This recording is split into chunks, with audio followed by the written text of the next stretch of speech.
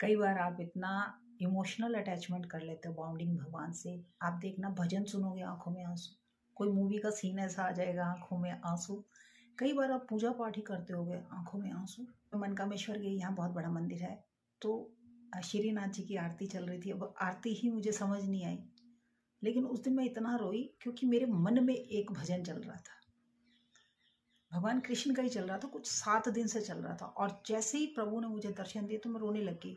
और महंत जी भी पूछने लगे, आप रो क्यों रहे हैं, रो क्यों रहे हैं? तो मैं उनको बता ही नहीं पाई।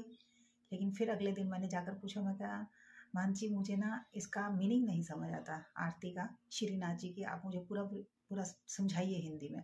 फिर उन्होंने मुझे समझाया, लेकिन मैं भावना से इतनी जुड़ी हुई थी, जो अभी मन में ही सोच रही हूँ वो साक्षात सामने आ गया।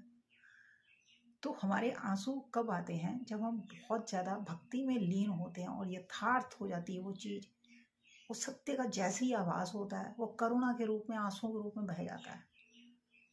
हम कुछ नहीं, एक शब्द नहीं कहते, भगवान तो साक्षात आकर कहेंगे मांगो जो मांगना, हम उस समय वो तुच्छ लगती है चीज़।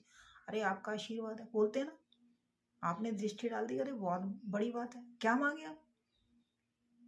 वो करुणा की इतनी भावना होती है, इसलिए हमारी आंखों से झरझर आंसू बहते हैं। आंसुओं में भी बहुत तरह के फर्क हैं, ये मत समझना सब भक्ति भाव में ही आंसू हैं।